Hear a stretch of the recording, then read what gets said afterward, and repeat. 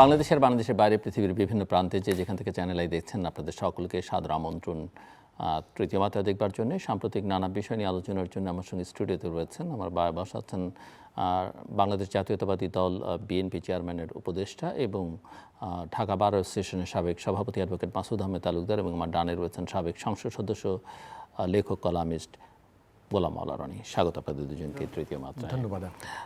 Mister Masud Ahmed Talukdar, আপনার কাছ থেকে একটু বুঝতে চাই যে দিন সপ্তাহ মাস পেরিয়ে সরকার চলেছে সামনের দিকে এগিয়ে। মন্ত্রী পরিষদের জন্য 6 মাসের একটা টার্গেট ধরে দিয়েছেন প্রধানমন্ত্রী নিজে। প্রধানমন্ত্রী নিজে অনেক সাধারণ হওয়ার চেষ্টা করছেন, কিন্তু ওনার এই সাধারণ হওয়াটা অনেকে আবার ওনার নিরাপত্তা নিয়েও উদ্বেগ প্রকাশ করছেন ওনার এই প্রবণতাটা দেখে।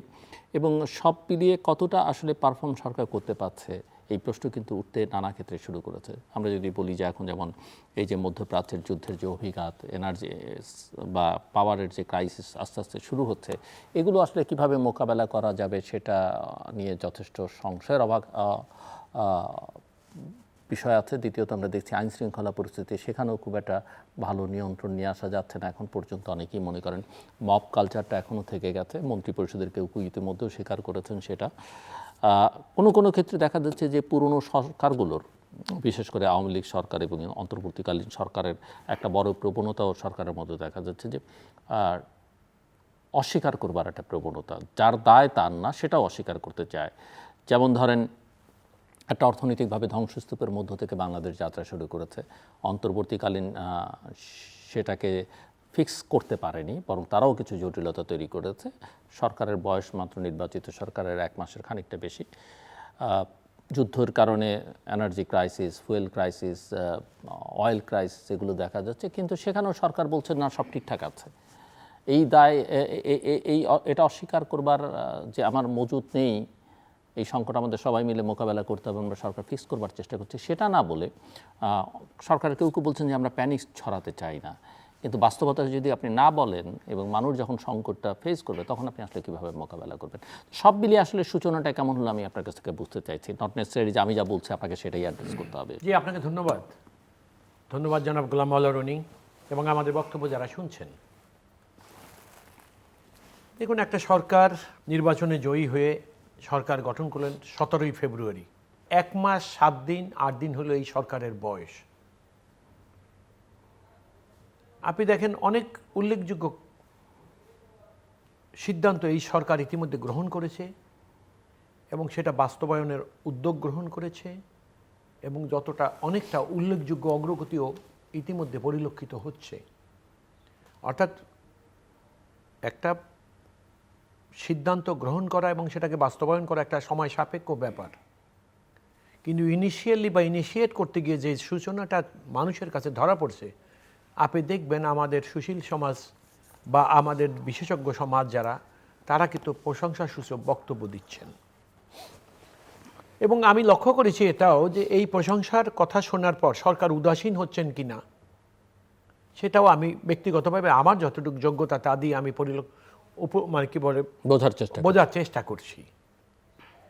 আমার কাছে মনে হচ্ছে সরকার অনেক সমস্যাকে আইডেন্টিফাই করেছে, যেটা অনেক আগের থেকে আইডেন্টিফাইড, এবং সেই জিনিসগুলো চিহ্নিত করার পরে তাকে একটা ধারাবাহিকভাবে কোনটার আগে কোনটা অগ্রাধিকার পাবে সেই অনুসারে সরকার তার কার্যক্রম চালিয়ে যাচ্ছে।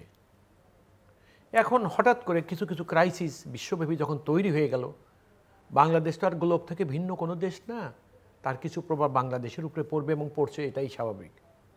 কিন্তু আপনি দেখেন যেমন ফুয়েল ক্রাইসিসের যে কথাটা আপনি বললেন, আমি এ যাবৎকালে আজকে পর্যন্ত যেটা দেখি, আজকেও ফুয়েল আমার গাড়িতে ফুল করেছি এবং আমি দেখেছি যে আসলে ওরকম কিছু নেই। মানুষ অনেকে এই লাইন কিসের, কিংবা ঢাকায় যে গাড়ির সংখ্যা কমে গেছে এবং কিংবা কোথাও দেয়া হচ্ছে না, কোনো পাম্প বন্ধ, কোনো পাম্পে আপনার চাহিদা মতো দিচ্ছে না, একটা রেশনিংয়ের মতো করছে। দেখুন, আমি আপনাকে খুব খোলামেলা বলি, এখন সময়টা ঈদের, লম্বা একটা ছুটি। আপনি জানেন যে কিন্তু সরকারকে অভিযুক্ত করছে না, আমি অভিযুক্ত কথা বলছি না, বা আপনি অভিযোগ করার পরে আমি উত্তর দিয়ে সরকারকে একদম আমি তুলসী পাতা বানাবার চেষ্টাও করছি না। আমি বাস্তবতা যতটুকু আমার অনুধাবন সেটা আমি প্রকাশ করছি। তাহলে আপনি দেখেন এত এই যে 2 দিন ওয়ার্কিং ছিল 24-25, তার মানে আপনি একটা না দেখেন আপনি 28 তারিখ পর্যন্ত ছুটি। এই লম্বা সময় আমাদের মধ্যে একটা প্রবণতা আছে, এত লম্বা সময় ঢাকা শহরে কেউ থাকতে চায় না, ঢাকার বাইরে যেতে চায়। এবং যারা চলে যায়, আপনাকে আমি কিভাবে বুঝাবো, আমি দেখেছি যে কোর্ট থেকে বাসা পর্যন্ত ধানমন্ডিতে আসতে কোনোভাবেই আসার সময় 1 ঘন্টার কমে হয় না, কিন্তু আপনি শুনলে আশ্চর্য হবেন আজকে 12 মিনিটে এসছি। এই গাড়ির কমতিটার কারণটা কি? গাড়ির কমতিটার কারণ হলো যে ট্রান্সপোর্ট বা ভেহিকুলার যেগুলো ঢাকা শহরে মুভমেন্ট করে রেগুলারলি, তার একটা উল্লেখযোগ্য অংশ যে ঢাকার বাইরে চলে গেছে, তারা এখনও ফিরে নেয়। দ্বিতীয় কথা, লাইনটা কেন?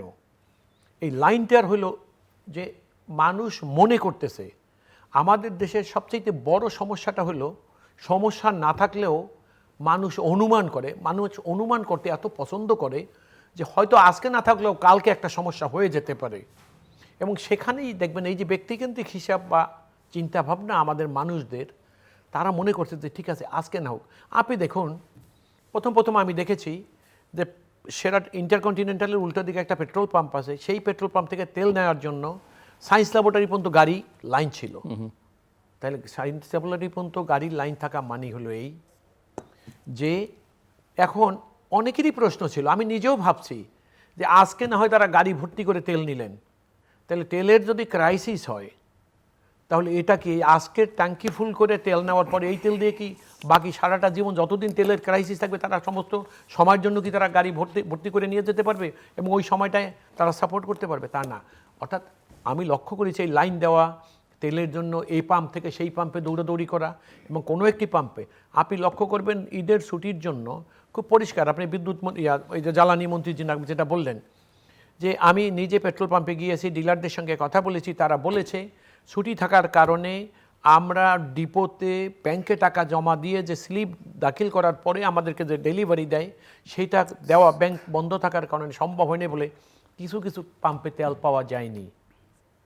সুতরাং বিষয়টা হলো এরকম। আপনি আরেকটা জিনিস বলছেন খুব গুরুত্বপূর্ণ, সেটাও একটা প্রশ্ন যে এরকম একটা জরুরি ব্যবস্থার ক্ষেত্রে ব্যাংকে টাকা জমা না দিতে পারলে তেলটা আনা যাবে না, সেটার জন্য বিকল্প ব্যবস্থা করা যায়। এখন দেখেন বিকল্প ব্যবস্থা, এটা একটা সাধারণ ডিজিটালি বা অন্য কোনো ভাবে, এটার একটা সহজ উত্তর হলো আমার কাছে, কোনো একটা ক্রেডিটে কোনোভাবে এটা করা যায়। এটা একটা সহজ উত্তর হলো স্বাভাবিক একটা পদ্ধতি চলছে। আপনি দেখবেন ছুটির সময় তো এসেনশিয়াল সার্ভিস ছাড়া সবাই একটা এই ছুটির প্রিভিলেজটাকে গ্রহণ করতে চায়। হ্যাঁ, এটা আর অনেক সময় তো হয় কি, যত কৌশলী হন আর যত সতর্কই হন না কেন, কিছু না কিছু। আপনি আরেকটা খুব গুরুত্বপূর্ণ প্রশ্ন করেছেন আমাকে, যে আমাদের মাননীয় প্রধানমন্ত্রী আজকে সহজ একজন প্রধানমন্ত্রী হিসাবে মানুষের কাছে, এবং ইতিমধ্যে একটা ইমপ্রেশন তৈরি হয়ে গেছে যে আমাদের প্রধানমন্ত্রী একটা সহজ একজন সাধারণ মানুষের মতো মানুষের কাছে উপনীত হতে চায়, মানুষকে বোঝাতে চায় যে দেশের প্রধানমন্ত্রী, আপনারা আমাকে ভোট দিয়ে দেশের প্রধানমন্ত্রী বানিয়েছেন, আমি আসমানে আর আপনারা মাটিতে। এই যে ব্যবধানটা অতীতে আমরা বহু সরকারের মধ্যে দেখেছি, উনি এইটাকে কমিয়ে আনতে চান। এখন এটার অর্থ এই নয় যে মানুষ সহজ বা স্বাভাবিক হওয়ার পরে সাধারণ মানুষের সাথে অতি স্বাভাবিকভাবে মিশতে গিয়ে সেখানে সবচেয়ে বড় যে ব্যাপারটা সেটা হলো একটা দেশের প্রধানমন্ত্রী, উনি এখন ওনার ব্যক্তিগত ব্যাপার না, দেশের প্রধানমন্ত্রী একটা দেশের মানুষ, দেশের প্রধানমন্ত্রী। এবং মনে রাখতে হবে ওনার ভালো মন্দের সাথে দেশের মানুষের ভালো মন্দ ওতপ্রোতভাবে জড়িত। তো অতি সহজ অতি সাধারণ হওয়াটা এর মধ্যে কোনো দোষের কিছু নাই, কিন্তু মজার ব্যাপারটা এখানে হয়েছে অতি সাধারণ হওয়াটা অতি উদাসীন হয়ে যাচ্ছে কিনা। অর্থাৎ আমার কথাটা হলো এইরকম যে মনে রাখতে হবে যে অতি সহজ হতে গিয়ে যেন কোনো অবহেলার হয়ে না যায়, সেদিকে মাননীয় প্রধানমন্ত্রীর ব্যাপারে যারা কনসার্ন তাদেরকে খুব বিশেষভাবে খেয়াল রাখা উচিত বলে আমি মনে করি। মিস্টার গোলাম আল্লাহ রনি, সম্ভবত নতুন সরকার আসবার ব্যাপারে আপনার সঙ্গে প্রথম আমাদের কথা হচ্ছে, এবং আপনি শুনছিলেন মিস্টার মাসুদ তালুকদারের বক্তব্য। সেই বিষয়ে আপনার কোনো অবজারভেশন থাকলে, বক্তব্য থাকলে আপনি নিশ্চয়ই দিতে পারেন। আমিও হয়তো পরে আপনাকে আমার দিক থেকে কোনো প্রশ্ন থাকলে করব। তার আগে একজন তরুণ ঠিক না, এখন তরুণ আর তাকে বলা যাবে না, বাট অত্যন্ত মেধাবী, আমার আপনার পুরনো সহকর্মীও, হয়তো আপনার খেয়াল নেই, ব্রাত্য রাইসু, কবি লেখক, তিনি ফেসবুকে একটা পোস্ট দিয়ে আপনার কাছে, আপনার একটা ট্যাগ করেছে, নিশ্চয়ই আপনার চোখেও পড়েছে, আপনাকে 3টে প্রশ্ন করেছে। আমি সেই প্রশ্নগুলিটা আপনার সামনে উপস্থাপন করতে চাই এবং আপনি উত্তর দিতে পারেন, কিন্তু চাইছেন যে আপনি উত্তর দেন। প্রশ্ন 1, যে আমি কি তার ভাষায় বলবো না আমার ভাষায়? আপনি বলেন। আচ্ছা, আপনাকে যে ঈদের দাওয়াতে যমুনায় ডাকা হলো না, এটাতে আপনি দুঃখ পেয়েছেন কিনা, নাকি বিরক্ত হয়েছেন, নাকি খুশি? এই অনুভূতির পেছনে কারণ আপনি উত্তরটা তো দেবেনই, এবং সেই সঙ্গে আপনার অনুভূতির কারণটা কি সেটাও ব্যাখ্যা করবেন। আপনি খুশি হলে কেন খুশি, আপনি বিরক্ত হলে কেন বিরক্ত, আপনি দুঃখী হলে কেন দুঃখী। দ্বিতীয় প্রশ্ন হচ্ছে, আপনাকে যদি সরকার ডেকে নিয়ে প্রেসিডেন্ট পদ গ্রহণ করতে জোরাজুরি করে, আপনি কি পদটি গ্রহণ করবেন কিনা, করলে কেন করবেন, না করলে কেন করবেন? এবং তৃতীয় প্রশ্ন হচ্ছে যে বিএনপি সরকার কিভাবে অজনপ্রিয় হতে পারে ইউনূস সরকারের মতো, এই ব্যাপারে পরামর্শ চাওয়া হলে আপনি কি কি কাজ করতে এবং না করতে পরামর্শ দেবেন প্রধানমন্ত্রী তারেক রহমানকে? আমাকে আসলে প্রশ্ন করা হয়েছে, কিন্তু আসলে আমি প্রশ্নটা তখন বুঝিনি। আপনার মানে কাছে মানে এটা শোনার পর আমার কাছে মনে হলো যে আমাদের বন্ধু যে প্রশ্নটা করেছেন তার প্রশ্নের গভীরতা অনেক অনেক বেশি। তো আমি আসলে ওখানে লাজ লজ্জার কারণে আসলে উত্তরটা দেইনি, যে ওখানে ফেসবুকে মানে সে আমাকে পার্সোনালি নক না করে এইভাবে যেভাবে বললো, এটা কি আমাকে টিটকারি করা হলো, আমাকে সম্মানিত করা হলো, না আমাকে মহিমান্বিত করা হলো, আমি বুঝতে পারছিলাম না। যেহেতু আপনি প্রশ্ন করেছেন, দিস ইজ দ্য প্ল্যাটফর্ম, তো আমি একেবারে রিয়েল সেই কথাগুলোই বলছি। কারণ আমার মনে হয় যেহেতু আপনি অনেক সময় কথাবার্তার মধ্যে স্যাটায়ার আনেন, আনেন, মানে একটু হিউমারাস, সেই কারণেই সে এই প্রশ্নগুলো, কিন্তু প্রশ্নগুলো খুব গুরুত্বপূর্ণ এবং আপনার অনুভূতিটা সে বুঝতে চাইছে। যেমন আমি অ্যাডভোকেট মাসুদ আহমেদ তালুকদারকে, যে প্রধানমন্ত্রী সবার প্রধানমন্ত্রী হতে চাইছেন, কিন্তু তার সিকিউরিটি কনসার্ন নিয়ে আলোচনা করছিলাম আমরা। বিশেষ করে আমরা ঈদের দিন যমুনায় যা দেখলাম তার রিসেপশনে, একইভাবে অবশ্য ওই আলোচনায় আমরা বিরোধী দলের কারো কারো ভাষা অনেক ডিসিপ্লিন, সেখানেও যা ঘটলো, যা দেখলাম, সেগুলো নিয়ে আপনার মতামত আমরা শুনতে চাইতে পারি।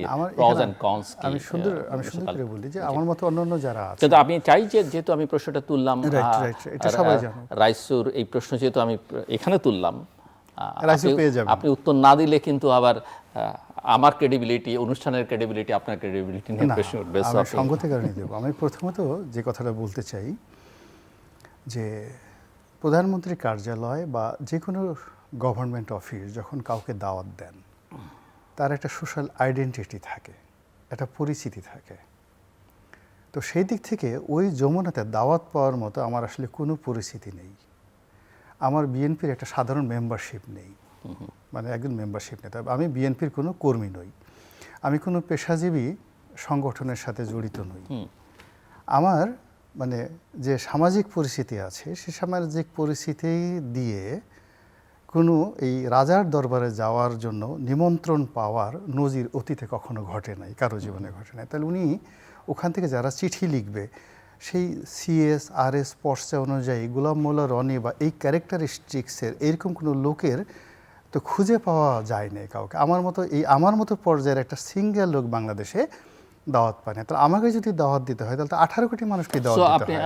আপনি দুঃখ পেয়েছেন না বিরক্ত হয়েছেন না? আমার এটা খুশি, এটা আমার এটা খুশিও দুঃখ কোনো অনুভূতি নাই, কোনটা অনুভূতিহীন। কাজে আপনার অনুভূতির পেছনের কারণ মূলত জানতে চাইছেন সেটা। এখন আমাকে যদি, আমার নাম গোলাম মোল্লা রনি, এখন যদি কেউ আমাকে গণেশ বলে ডাকে রাস্তায়, আমি তো সেদিকে ফিরে তাকাবো না। আমাকে যদি বলে এই গদাই, এই গণেশ, এই মামু শুনো, অনেক আছে না, বা কেউ যদি বলে এই চড়াই পাখি, তা আমি তো চড়াই পাখি নই, তা আমাকে তো আমার নামে যে ডাকবে। এখন ওই ভবনে যারা দাওয়াতে গেছেন, যারা যারা কার্ড পেয়েছেন, তাদের সবারই একটা পরিচিতি আছে।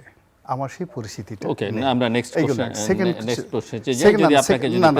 না, এটার আর একটু ব্যাখ্যা আছে। একটা হলো পরিচিতি, দুই মানে সামাজিক পরিচিতি, নামের কারণে অবস্থান করে। 3 নম্বর হলো যে কারোর সাথে পার্সোনাল রিলেশনশিপ।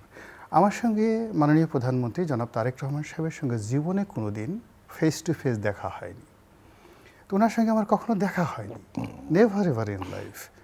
ওনার আশেপাশে যে সমস্ত যারা আমির উমরা আছেন, সাহাবা আছেন, মানে সঙ্গী সাথী যারা আছেন, যারা লন্ডন থেকে এসেছেন, এখানে যারা আছেন, এদের কাউকে আমি চিনি না, কারোর সঙ্গে আমার পরিচয় নেই, কারোর সঙ্গে আমার কথা বলা হয়নি, একটা সিঙ্গেল ওয়ান না। প্রেস উইংস বলেন, অন্য জায়গাতে আছেন।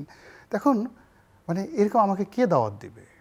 আমাকে তো ওখানে জিন আসবে না, ফেরেশতা আসবে না, আসমান থেকে কোনো মানে যাকে বলা হয় না যে কেউ ইলহাম করে বলবেন এই লোকটা একটা বাংলাদেশে একটা কুতুবে আলম আছে যে এসে টকশো করে, জিল্লুর রহমান সাহেবের সাথে খুব ভালো খাতির, মাঝে মধ্যে মাসুদ আলম তালুকদার সাহেবের সাথে সে টকশো করে, অন্তত এই উসিলায় তাকে একটা দাওয়াত দেওয়া দরকার।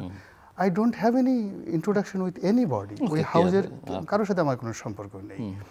তো যার জন্য আমার আসলে যে ক্যাটাগরি আছে দ্য লাইফ, আমার যে না, গুরুত্ব কিন্তু আছে আপনি সমাজে, নিঃসন্দেহে আপনার ক্যাটাগরি অনেক উন্নত মানের, না হলে রাইসু যেহেতু আপনাকে না, রাইসু যেটা সোশ্যাল প্ল্যাটফর্মে প্রশ্নটা করেছে তার নিশ্চয়ই কারণ আছে, এবং না, না, আপনি তো রাইসু লেখক, কথক সব হিসেবে এবং না, না, সেই সাবেক অনুযায়ী সংসদ সদস্য। তো তাহলে রাইসুরও দাওয়াত পাওয়া উচিত ছিল, সে কি দাওয়াত পেয়েছে? সে তো I পায়নি। don't know, I didn't check জানি, that. আমি সেই জিনিসটা, এই গেল একটা। 2 নম্বর হলো যে এই যে প্রেসিডেন্ট প্রেসিডেন্ট পদ করতে জোরাজুরি করা মানে হয়, প্রেসিডেন্ট, এটা নিয়ে আমি একটা কাহিনী বলি যে এক লোক, যে এক চাচা তখন বলছে যে ধরেন আপনি একদিনের জন্য প্রধানমন্ত্রী হলেন বা আপনাকে প্রধানমন্ত্রী বানালো, সে রাগ হয়ে গেছে যে ফাজলে আমরা জায়গা পাও না, আমি করি ভিক্ষা, আমি মানুষের ভিক্ষা পাই না, একজন ভিক্ষুকরা এসে তুমি প্রশ্ন করতেছে যে আপনি যদি প্রধানমন্ত্রী হতেন, তো বললো যে যদি মনে করেন রাখেন মিয়া, আপনার মনে করেন, আপনার প্রশ্নটাই তো ঠিক মতো হয় নাই। ফার্স্ট থিং হলো এদেশে যারা প্রেসিডেন্ট হয়েছেন বা আগামীতে হবেন, দে হ্যাভ হিউজ কোয়ালিটি, যে কোয়ালিটির মানে প্রেসিডেন্টের দূরের কথা, প্রেসিডেন্ট ভবনের ধারে কাছে যাওয়ার মতো অবস্থা আমার নেই। ফলে যেদিকে আকাশের দিকে তাকানো কিছু কিছু জিনিস আছে, তাকালে শরীরে আগুন ধরে যায়, বুঝতে পারছেন ঘটনাটা? তা আমার যে অবস্থান, সেই অবস্থান থেকে আমি হালকা ইউটিউব করি, মাঝে মধ্যে ফেসবুকে 2 সেন্ট স্ট্যাটাস দিই, 1 সেন্ট 2 সেন্ট 3 সেন্ট যদি আমার কোনো একটা স্ট্যাটাসের কারণে মনিটাইজেশন আসে, আমি খুশিতে টকবক হয়ে যাই। আর কোনো একটা স্ট্যাটাস দিলে যদি একটু ভালো লাইক হয়, কমেন্ট হয়, আমার চাহিদা এই পর্যন্তই। আমার ছোট একটা ব্যবসা আছে, এই পর্যন্ত থাকে। আমার এখানে কিসের রাজা, কিসের মধ্যে আমি একটা মানে দলের আমার একটা সাধারণ মেম্বারশিপ নেই। So let's move to the next question. আরেকটা কোশ্চেন কি যেন, বিএনপি সরকার কিভাবে অজনপ্রিয় হইতে পারে ইউনূস সরকারের মতো, এই ব্যাপারে পরামর্শ চাইলে আপনি কি কি কাজ করতে বা না করতে পরামর্শ দেবেন প্রধানমন্ত্রী তারেক রহমান? প্রধানমন্ত্রী হলো যে আমার মতো এরকম লেদুগুদু ডলারের ধরে ধরে আইনে এইভাবে শুধু গণভবনে বারবার 4-5 বার দাওয়াত দিলেই মোটামুটি শেষ, আর কিছু করা লাগবে না আর কি। মানে আমাকে মানে আমার মতো লোক যারা আছে তাদেরকে একটু গণভবনে যদি মাঝে মধ্যে দাওয়াত করা হয়, এবং তারা যদি গণভবন তো এখন আর নেই, না, ওই মানে প্রধানমন্ত্রীর just দপ্তরে, যমুনাতে জি, দাওয়াত জি, করা হয়, এবং তারা যদি প্রধানমন্ত্রীর সামনে যায়, একটু কোলাকুলি করে, দেখা সাক্ষাৎ করে, এতেই মোটামুটি সরকারের যে জনপ্রিয়তা যতটুকু আছে এটা শেষ হয়ে যাবে, আর কিছু করার দরকার নেই। তো এই হলো আমার ওকে। অ্যান্সার আর কি। মিস্টার মাসুদ তালুকদারের অবজারভেশন, তার সরকারের পারফরমেন্স সব মিলিয়ে তিনি যেটা এখন বলছেন, সরকার আপনার মাসুদ ভাই যেটা বক্তব্য? বলছেন সেটা, এটা it's a very new government, মাত্র 1 মাস হলো। তো 1 মাসে সরকারের কাছে আমরা কি চাইবো? বাট আপনি ওই বিষয়ে আমি একটু আপনি জানতে চেয়েছিলাম যে যমুনা, ঈদের দিনের যমুনা আর ঈদের দিনের বিরোধী দলীয় নেতার শুভেচ্ছা বিনিময় পর্ব, ঈদের দিনের, হ্যাঁ, এটা নিয়ে খুব ইন্টারেস্টিং মানে একটা, ঈদের রেশ তো আমাদের এখনো কাটেনি, আমরা একটু অনেকে ছুটি ছাটার মধ্যে আছেন। এটা হলো যে এটা নিয়ে খুবই একটা, যাকে বলা হয় আমাদের দেশে সত্যিকার অর্থে সবাই একটু ওভার অ্যাক্টিং করতে চাচ্ছে, যে যার মতো করে যেখানেই থাকছে সবাই একটু ওভার অ্যাক্টিং করতে চাচ্ছে। তাতে আমার কাছে মনে হলো যে বিরোধী দলীয় যিনি নেতা, তার যে বয়স, তার যে চেহারা, তার যে সুরো, তার যে আকার আকৃতি, তার যে দাড়ি মোবারক, তার যে পোশাক, মানে এর সঙ্গে আসলে উনি যে কাজগুলো করতে চান এটা আসলে মানায় না। তো আমাদের দেশে অতীতে অনেকেই তো বিরোধী দলীয় নেতা ছিলেন, শেখ হাসিনা ছিলেন, বেগম খালেদা জিয়া ছিলেন, আর অনেকেই ছিলেন, কিন্তু উনি এমন কিছু করছেন এখানে দাঁড়িয়ে যে কাজগুলো অতীতে কেউ কখনো করেনি, এমনকি অন্য কোনো দেশে করেনি। তো সেই দিক থেকে উনি এই বিদেশি কূটনীতিবিদদের বা বিভিন্ন লোকদেরকে দাওয়াত করছেন, দাওয়াত করে কাউকে সামনে থেকে জড়িয়ে ধরছেন, কাউকে পিছন থেকে জড়িয়ে ধরছেন, কাউকে কুলাকুলি করছেন। ইটস এ, যাকে বলে এক্সট্রা অর্ডিনারি ডিফারেন্ট। মানে কোনো বিদেশি লোক বসে আছে, তারপর শেষে ওখানে কোনো রকম, যাকে বলা হয়, এটা আমি কোনো বাঙালি কালচারও দেখিনি। আমরা সাধারণত গ্রাম বাংলায় যেটা দেখি, বিআই বা শ্যালক, আপনজন যে লোক আছে না, তারা বসে আছে, পিছন দিক থেকে আমরা তার চোখ টিপে ধরি বা জড়াই ধরি, বলো তো আমি কে, বা পিছন থেকে এসে জড়িয়ে ধরে। এখন তো শালা দুলাভাইয়ের সাথে যেরকম একটা সম্পর্ক থাকে, মধুর সম্পর্ক, ওই রকম এখন সেই শালা দুলাভাইয়ের যে সম্পর্কটি আমাদের আবহমান বাংলা, সবাই আমরা এই কাজগুলো করি। আমার মনে হয় আমরা 3 জনই কম বেশি এই সেম কাজটা আপনজনের কাছে জীবনে একবার হলেও করছি ছোটোকালে। কিন্তু একজন মানে বিরোধী দলীয় নেতা রাষ্ট্রীয় অনুষ্ঠান এবং কোনো একটা রাষ্ট্রদূত, তাও আবার বিদেশি, তিনি বসে আছেন, আর পিছন দিক থেকে তাকে সারপ্রাইজ দেওয়ার জন্য এইভাবে জড়িয়ে ধরে, আবার যেন তেন জড়িয়ে ধরা না, জোরে জোরে জড়িয়ে ধরেছে, জড়িয়ে ধরে তার পিঠের সাথে যেভাবে তিনি তার মুখ ঘষাঘষি করেছেন, এটা নিয়ে সামাজিক মাধ্যমে যে ট্রল হচ্ছে, সে ট্রলটা যারা রাজনীতি করেন সবারই কিন্তু ইজ্জতে লেগেছে। এবং এর কারণ দেখেন জামাতও কিন্তু অত্যন্ত একটা সেনসিটিভ দল। তারা বলছে যে আমরা তো এটা কাজটা করতে চেয়েছি আন্তরিকতা দেখানোর জন্য, যদি এর মাধ্যমে কোনো ভুল হয়ে থাকে, ভ্রান্তি হয়ে থাকে, আমরা ক্ষমা প্রার্থী এবং আমরা সতর্ক থাকব ভবিষ্যতে এই ধরনের ঘটনা যেন না ঘটে। আমি মনে করি যে জামাতে এই বিবৃতিটা অত্যন্ত স্মার্ট এবং সময়োপযোগী এবং উই শুড স্যালুট। যে ভুল ভ্রান্তি সবারই হতে পারে, এখন সেই ভুল ভ্রান্তির উপর বসে থাকলে তো হবে না। জামাত সেটা স্বীকার করেছে, সবার কাছে বলেছে, আমরা সেটা ধরে নিলাম যে ঠিক আছে, যাকে জড়িয়ে ধরেছে সে যদি আপত্তি না করে তাহলে আমাদের এত আপত্তি দরকার কি? তার শরীরে সহ্য হয়েছে, আমাদেরকে চোখে সহ্য হবে না? আবার যে দল এত বড় একটা বৃহত্তর দল সে তো বিবৃতি দিয়ে বলেছে যে যেটা নিয়ে সামাজিক মাধ্যমে খুব ট্রল হচ্ছে, তো এটা আমাদের কোনো মন্দ উদ্দেশ্য ছিল না। আমরা আন্তরিকতা শো করার জন্য, হৃদ্যতা দেখানোর জন্য আর ওই অনুষ্ঠানটিকে আনন্দমুখর করার জন্য, সেলিব্রেট করার জন্য আমরা এই কাজটা করেছি। তারপরে যদি দৃষ্টিকটু কিছু হয়ে থাকে, কারো খারাপ লেগে থাকে, আমরা আগামীতে সতর্ক থাকবো যেন এই ধরনের ঘটনা না ঘটে। আমি দ্যাটস অল। এই না মিস্টার মাসুদ আহমেদ তালুকদার কি মনে হয় যে আগামী দিনে বাংলাদেশের রাজনৈতিক সংস্কৃতিকে একটা পরিবর্তনের সূচনা হয়েছে? আমরা কি সরকার পক্ষ এবং বিরোধী পক্ষের মধ্যে সংঘর্ষ দেখব, রাজপথ উত্তপ্ত দেখব, নাকি এক ধরনের সহযোগিতা, সহমর্মিতা সংস্কৃতি দেখতে পাবো? দেখুন, আমাদের সামাজিকতা বা কালচারের মধ্যে একটা কথা আছে যেটাকে অতি কথন বলে, বা ইংরেজিতে যেটাকে ওভারডুইং বলে। এটা একটা প্রবলভাবে আমাদের কালচারের মধ্যে আমরা লক্ষ্য করি। আপনি দেখেন, একটা নির্বাচন হয়েছে, বিএনপি এবং তার সমর্থকরা 2/3 মেজরিটি পেয়ে সরকার করেছে। জামাত এবং তার অ্যালাই যারা ছিলেন তারা একটা পরিমাণ সংখ্যায় তারা জিতেছে এবং তারা বিরোধী দলে চলে গেছে। বিরোধী দলের কাজ হলো সরকারের কার্যক্রম, পলিসি, এই সব বিষয়গুলোকে সমালোচনা করা গঠনমূলকভাবে। কিন্তু মজার ব্যাপার হলো, আমার কাছে যেটা মনে হলো যে এই 37-38 দিন সরকারের বয়সকালের মধ্যে এই যাবৎকালে সরকারের বিরুদ্ধে যে সমস্ত বক্তব্যগুলো বিরোধী দল এবং বিরোধী দল সমর্থিত লোকরা দিয়ে যাচ্ছে, তার বেশিরভাগটাই হলো অনুমান ভিত্তিক। আপনি দেখেন, জুলাই সনদ নিয়ে একটা পার্লামেন্টারি কমিটির একটা মিটিং হয়েছে, আপনি লক্ষ্য করেছেন বোধহয়।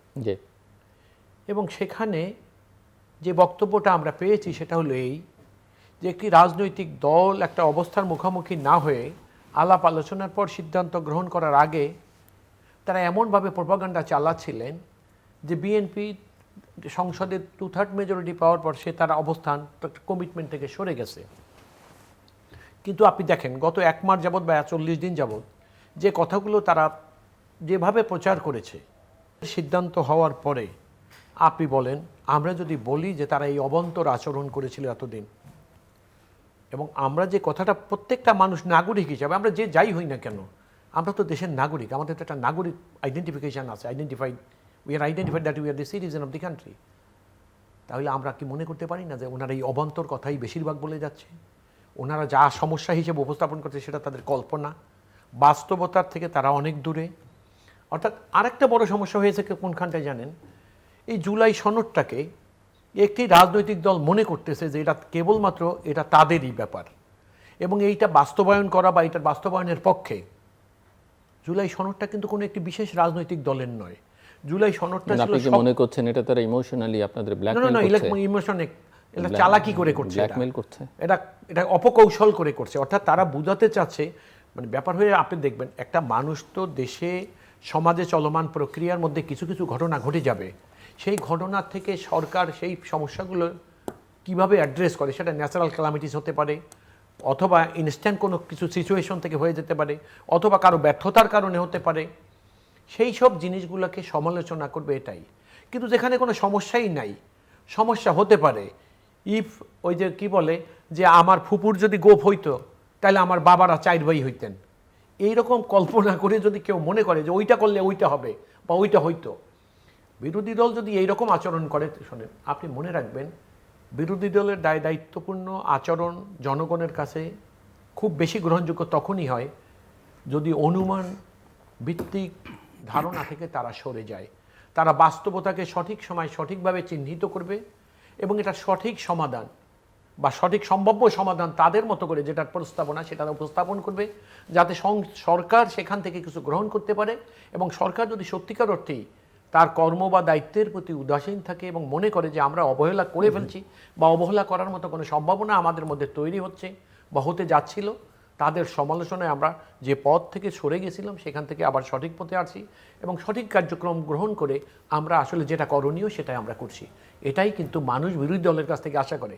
কিন্তু বিরোধী দল যদি মনে করে, আপনি যেমন দেখেন, আপনি জনাব গোলাম মোল্লা রনিকে একটা প্রশ্ন করেছেন যে আপনি যদি বাংলাদেশের রাষ্ট্রপতি হন, প্রশ্নটা আমার না, প্রশ্নটা একজনের প্রশ্নই তো আপনি উপস্থাপন করলেন। এখন এই যে বিষয়গুলা, এই যে বিষয়টাই আপনি দেখেন না, if I were a king, if I were a king, তাহলে এগুলো তো humour.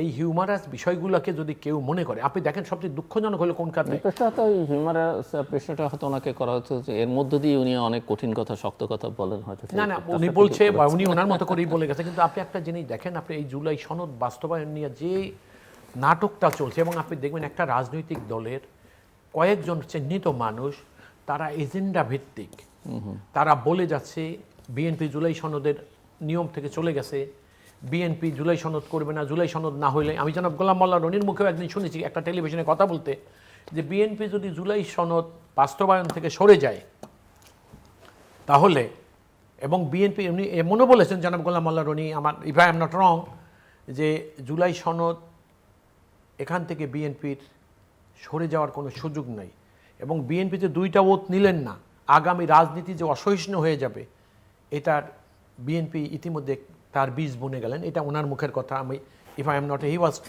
Addressing in a television. তো এখন এটা আমি অনেকদিন কয়েকদিন আগের কথা বলছি, সেই জন্য পুরো কথাগুলো আমার মনে নাই, কিন্তু মেসেজটা ঠিক এইরকম। এখন আপনিই দেখেন, আপনি দেখেন জামাত কি বলছে, আমি কথাগুলো কেন আসছে একটু ছোট করে, আমি ছোট করেই বলছি। আমি জামাত কি করছে দেখেন আপনি, জুলাই সনদ যেটা তারা বলতে চাচ্ছে অর্ডিন্যান্স অ্যান্ড প্রেসিডেন্সিয়াল অর্ডার দুইটাই আইন হয়ে গেছে ইতিমধ্যে, এর একটাও এখনো আইন না। অর্থাৎ presidential order is not a law, আর অর্ডিন্যান্সটা হলো যখন সংসদের অনুপস্থিত থাকে তখন দেশটা চালাবার জন্য তাৎক্ষণিক কোন আইনের প্রয়োজন হলে ওইটা অর্ডিন্যান্স দিয়ে পূরণ করতে হয়। তাইলে আপনি দেখেন এখানে কি হলো। আমি এই কথাটা আপনার এখানে আরও বলেছি, জুলাই সনদ বাস্তবায়নের জন্য রেফারেন্ডামের কোনো প্রয়োজন ছিল না। রাজনীতিবিদরা ঐক্যমত্য পোষণ করেছেন যে আমরা পরবর্তী নির্বাচনের পরে এটা সংসদে যাব। আপনি দেখেন যেই সংসদ, আপনি সংসদে যে হইচই করছে বিরোধী দল প্রথম দিনে, কত দুঃখজনক দেখেন। আমি সেখানে উপস্থিত ছিলাম, আমার খুব কষ্ট লাগছে। কোন কারণে তারা বলে কি, দেখেন দ্বিচারিতা কাকে বলে, ওনারা বলতে চাচ্ছেন যে বাংলাদেশের মহামান্য রাষ্ট্রপতি ওত ভঙ্গ করেছে। কিভাবে, উনি কিভাবে ওত ভঙ্গ করলেন? উনি বলেছিলেন নাকি যে শেখ হাসিনা পদত্যাগ করেছে সেই জন্য সংসদ ভেঙে দিলাম। সেখানে রেফারেন্স হিসেবে উপস্থাপন করলে একটি পত্রিকার কথা বলে, সেখানে ইন্টারভিউ দিয়ে তিনি বলেছিলেন যে আমার কাছে তার পদত্যাগপত্র নাই। এইটা নিয়ে উনি দ্বিচারিতা করছে, সেই কারণে ওনারা মনে করে। কত দ্বিচারিতা দেখেন আপনি, যেই মহামান্য রাষ্ট্রপতি আইনের বিধান অনুসারে যেই সরকার করলেন, আপনারা দেখেন এটাও বলে, আমি অনেকের মুখে শুনেছি তাদের, যে নির্বাচন হওয়ার কথা 2029-এ, তাহলে 2029-এর নির্বাচন এখন কিভাবে? রাষ্ট্রপতি সংসদ ভেঙে দিয়েছেন, রাষ্ট্রপতি সংসদ ভেঙে দিয়েছেন। একটা ইলেকশন হয়েছে আর্টিকেল 123-তে অফ দি কনস্টিটিউশন, 148-এ আপনি ওত পড়লেন, সেইখানে আপনি দ্বিতীয় ওত পড়ার সুযোগ আপনি কোথায় পাইলেন? থ্যাংক ইউ, আমি আসছি আপনার কাছে। তাইলে আমার লাস্ট কথাটা ছিল এরকম। লয়ের ছাত্র আর ওই যে কূটনীতিকের, আমি ওই কথাটা একটু বলবো, কূটনীতির ওই কথাটা একটু না বলে পারছি না। দেখুন, একটা কূটনৈতিক শিষ্টাচার আছে এই দেশে। while the country was under British rule, সেখানে একজন ভদ্র মহিলা এসে এখানে ব্রিটিশ গভর্নমেন্টের এখানে এসে দেখলেন যে দুইজন পুরুষ লোক একজন আরেকজনের কাঁধে হাত দিয়ে হাঁটতেছে। তো ওই মহিলার কালচারটা হলো যে বিশ্বের সব দেশেই পুরুষ কাঁধে হাত দিয়ে কখনো হাঁটে না। সাধারণত কাঁধে হাত দিয়ে হাঁটে কোনো পুরুষ লোক, কোনো স্ত্রী লোকের। তো উনি এই দৃশ্য দেখে বলছে এটা তো সাংঘাতিক একটা অ্যাবনর্মালিটি। তখন উনি করলেন কি, যে মিশন নিয়ে দেশে আসছিলেন তাৎক্ষণিকভাবে সেটা শর্ট করে দেশের বাইরে চলে গেলেন, এই দেশে আর থাকলেন না। আপনি দেখেন যারা বিদেশি কূটনৈতিক ওইখানে ছিলেন তারা প্রত্যেকে কিন্তু আমাদের কালচারকে সম্মান করেছে। পাজামা পাঞ্জাবি পরেছিলেন। আপনি লক্ষ্য করেছেন সবাইকে সম্মান করে আমাদের কালচারকে। কিন্তু দুর্ভাগ্যজনক আমাদের যেটা হইলো, ওই যে উনি যেরকম বললেন সালাদুল্লাহ ভাই মস্কারা করার মতো যেগুলা করেছে, কত আনপ্লিজেন্ট। আপনি একজন কূটনীতিককে শারীরিকভাবে স্পর্শ করতেছেন, এটা যে কত দুঃখজনক। এবং এটা আমাদের কূটনৈতিক মহলে এখন সেইটা তো আর তাদের মানে নিজস্ব প্রিভিলেজ কমিউনিকেশনের মধ্যে এটা আলাপ আলোচনা হচ্ছে, এটা হয়তো পাবলিসাইজ করবে না বা আমরা জানতেও পারবো না, কিন্তু কিছু কিছু জিনিস দেওয়া পরবর্তী কার্যক্রমে আমরা দেখতে পারবো।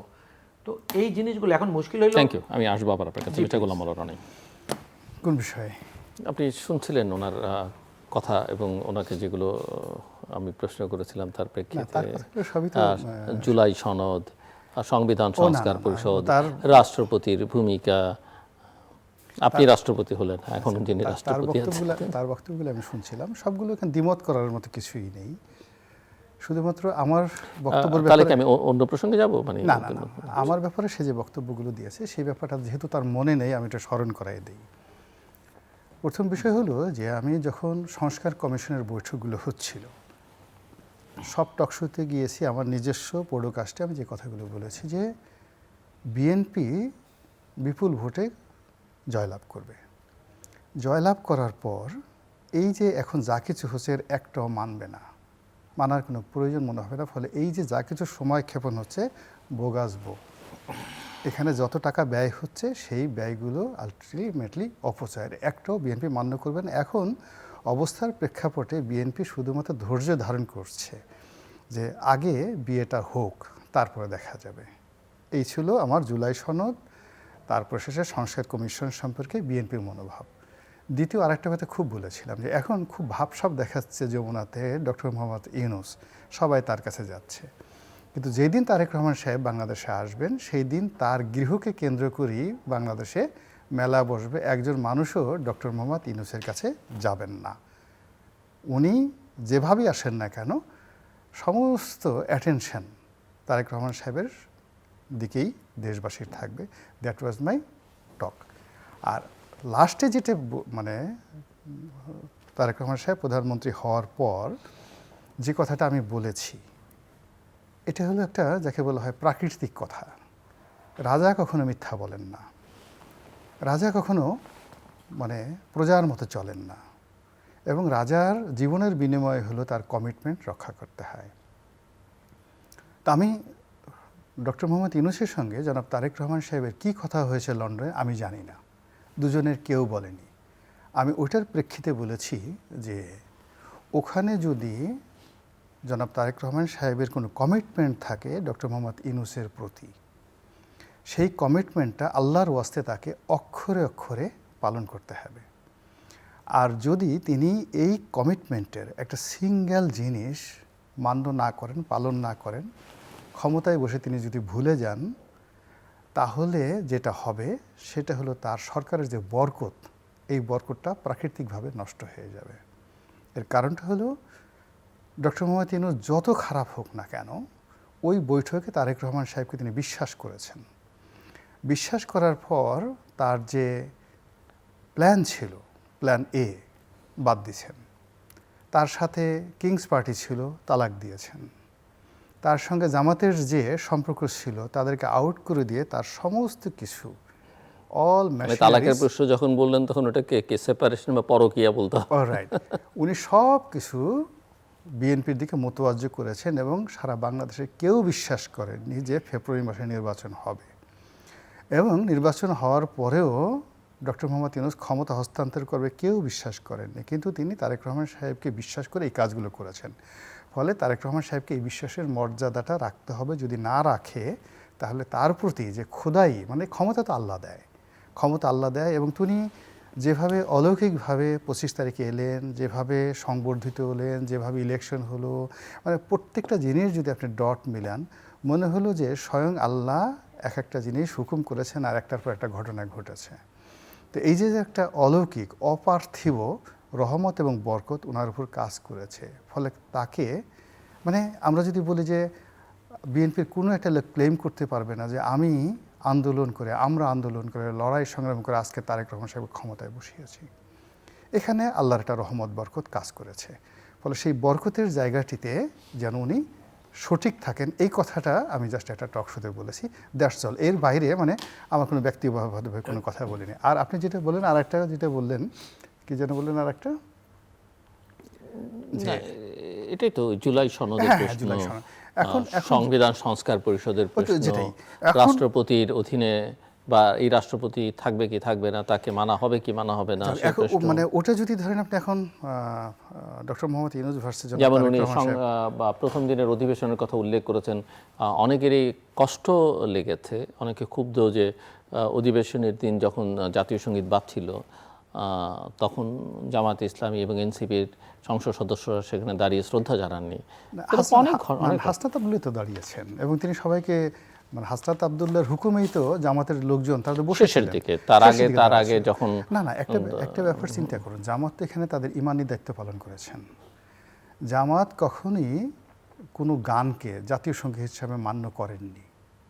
তারা মনে করেন না যে কিন্তু জীবন প্রথমবারের মতো শহীদ মিনারে যখন গেছেন রাষ্ট্রাচার পালন করতে বিরোধী দলীয় নেতা হিসেবে, তখন এটাকে অ্যাটলিস্ট রাষ্ট্রাচারের অংশ হিসেবে তো তারা ভাবতে পারেন। আমরা তো অন্য দেশের জাতীয় সঙ্গীত হলো দাঁড়িয়ে যাই। এখন শুনুন, তারা চলে কোরআন অনুযায়ী, হাদিস অনুযায়ী, আল্লাহর হুকুম অনুযায়ী। তারা তো গোলাম মোল্লা রনি, জিল্লুর রহমান, মাসুদ তালুকদারের কথা মতো চলবে না। ইভেন তারা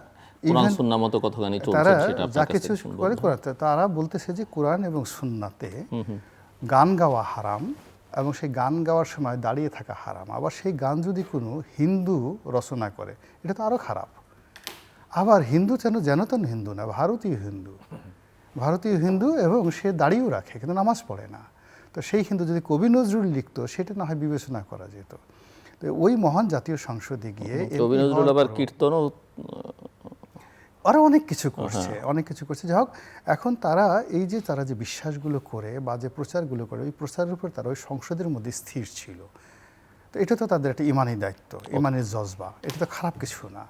অন্যদিকে এই রাষ্ট্রপতির প্রতি তাদের অনেক রাগ, রাষ্ট্রপতিকে দেখলে তাদের মেজাজ গরম হয়ে যায়। তো এখন ওই যে রাষ্ট্রপতি যে তাদের সামনে উপস্থাপন করা হয়েছে এবং বিএনপির যারা কর্তা ব্যক্তি তারা কেবলমাত্র ওই দিন 11 দলীয় লোকজনদেরকে বিরক্ত করার জন্য, তাদেরকে উত্তেজিত করার জন্য, তাদের শরীরে জ্বালা যন্ত্রণা সৃষ্টি করার জন্য ওই দিন শাহাবুদ্দিন চুপ্পু সাহেবকে রাষ্ট্রপতিকে সংসদে এনেছেন। উদ্দেশ্য এই যেন রাষ্ট্রপতিকে দেখে তারা দৌড়ে বের হয়ে চলে যায়। এটা জামাতের লোকজন বুঝতে পেরেছে। এই জন্যই তারা আসলে বিএনপির প্রতি খুব রাগ। তাদের ঘটনা হলো যে আওয়ামী লীগের একজন রাষ্ট্রপতি, তাকে বাদ দিলে এমন কি ক্ষতি হতো, এত মানুষকে বাদ দেওয়া হলো, এত কিছু করা হলো, ওনাকে জেলে নিলে তার এমন কি ক্ষতি হতো, তা না করে শুধুমাত্র আমাদেরকে অপমান করার জন্য, আমাদেরকে যাকে বলা হয় এখান থেকে উত্তেজিত করার জন্য সেই কাজ করেছে। এবং রাষ্ট্রপতিও ভেরি স্মার্ট। সে ওরা যখন লাফাচ্ছিল, তিড়িং বিড়িং লাফাচ্ছিল, সে কিন্তু এই হাত দিয়ে এরকমভাবে দেখাচ্ছিল, ওয়েট সি, তারপরে গাল একটু বাঁকা করে সেটা মুচকেটা হাসি দিয়েছে। আমি এটাকে বলছিলাম যে হাসিটার যে সৌন্দর্য, এটা মোনালিসার মতো।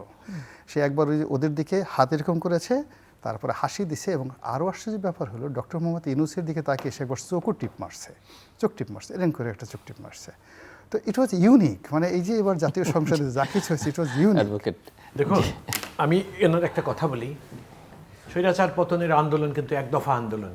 এই এক দফা আন্দোলন প্রথম বিএনপি ঘোষণা করেছে। যারা কোঠা আন্দোলন করেছে তারা স্বৈরাচার আন্দোলনের, পতনের আন্দোলনে কিন্তু তারা তাদের কোঠা আন্দোলন পরিত্যাগ করে এসেছিলেন। কথাটা আমাদের মনে রাখতে হবে। আর জনাব গণমাল্লা রনি যে একটা কথা বলেছেন, উনি একটু হিউমার করে কথা বলেন, খুব মজা লাগে। সেই জন্য দেখা গেল যে উনি যেটা বুঝাতে চান অনেকেই উল্টাটা বুঝে ফেলেন। আমি জানি হয়তো এক্ষেত্রে সেটা হবে না। এটা নিশ্চিত থাকেন, বিএনপি কখনো বলেনি যে আমরা জুলাই সনদ বাস্তবায়ন করব না। আজ পর্যন্ত সরকারের কোনো গুরুত্বপূর্ণ ব্যক্তি এ কথা বলেনি, এবং শুধু এটাই বলেছে যেটা নিয়ম নীতিকে অনুসরণ করেই করতে হবে। এবং আপনি দেখেন সেইটাই কিন্তু আলটিমেটলি হচ্ছে। আরেকটা জিনিস আপনি দেখবেন, বিএনপি আন্দোলন করেনি স্বৈরাচার পতনের। এটা কেন বলা হয়, আমার জনাব গোলাম মোল্লা রনির মুখেও তখন আমি এইরকম একটা কথা শুনি তখন আমার একটু কষ্ট হয়।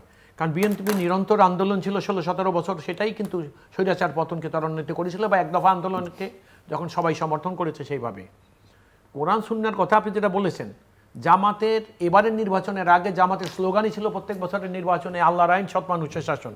আমি বলতে পারি, আপনারা নিশ্চিত থাকতে পারেন, এবারের জাতীয় সংসদ নির্বাচনের আগে কোনো সংসদীয় আসনে বা আজকে যিনি বিরোধী দলের নেতা বা জামাতের যিনি আমির, তিনি কোথাও কোনো জায়গায় বলেন নাই আমরা আল্লাহর আইন এবং সৎ মানুষের শাসন কায়েম করব। কারণ তারা বুঝে গেছে যে এইটা মানুষ গ্রহণ করতে চাচ্ছে না।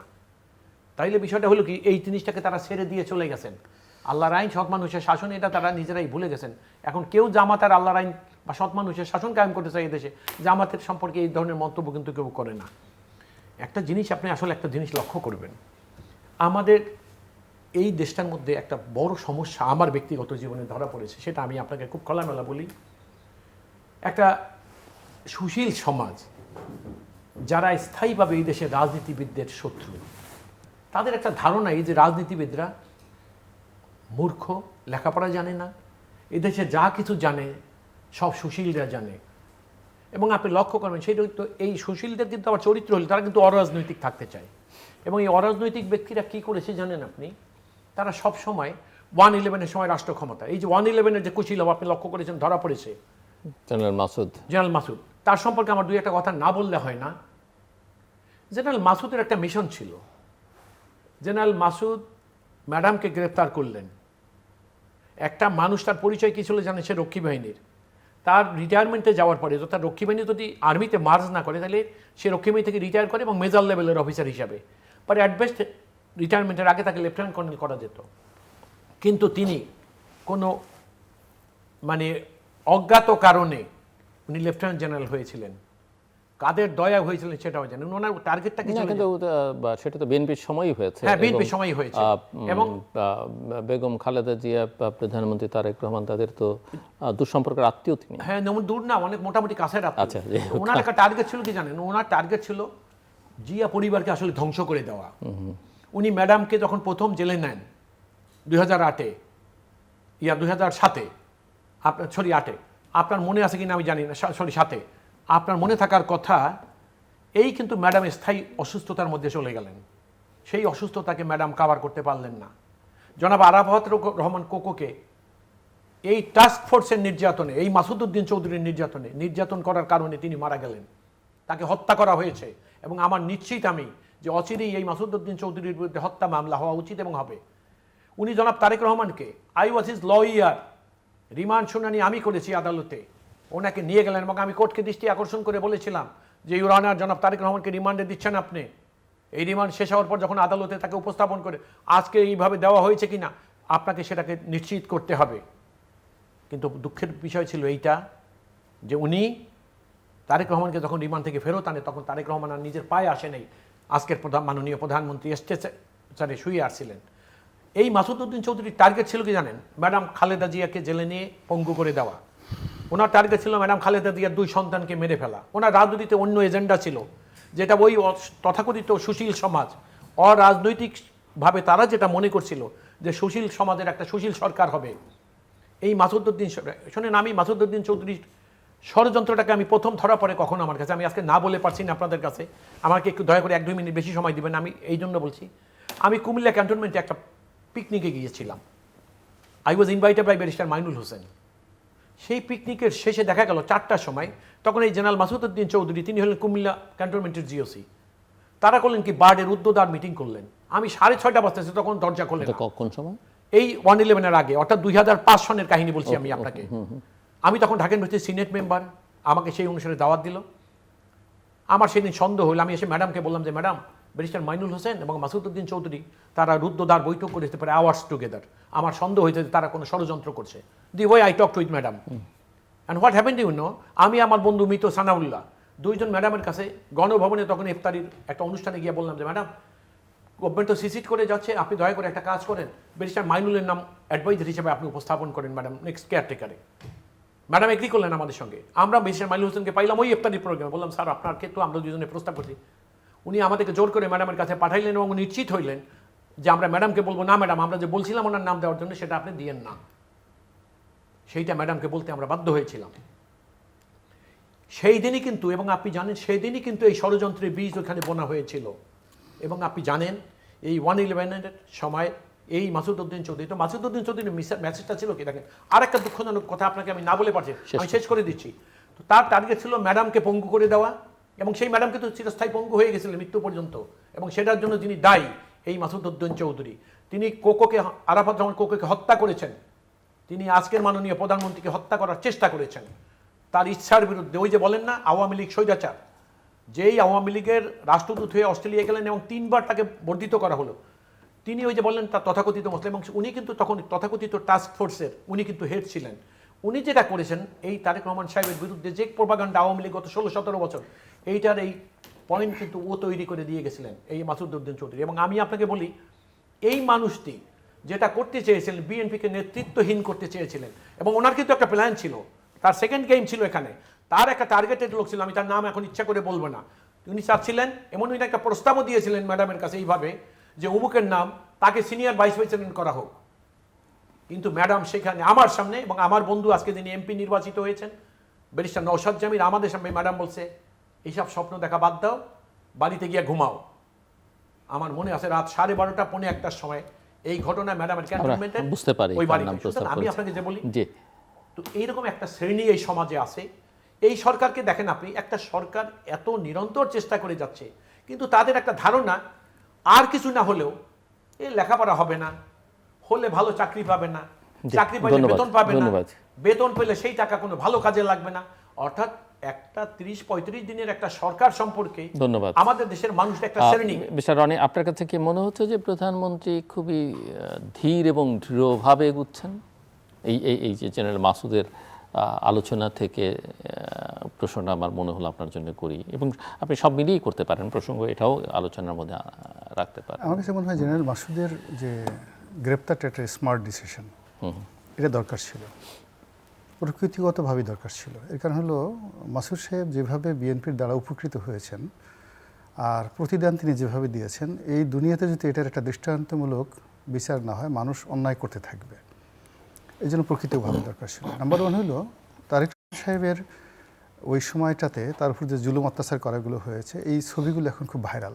তাকে ফ্যানে টানিয়ে রাখা হয়েছে, তাকে দোতলা থেকে ফেলে দেওয়া হয়েছে, তাকে পিটিয়ে স্ট্রেচে শুয়ে দেওয়া ভালো হয়েছে।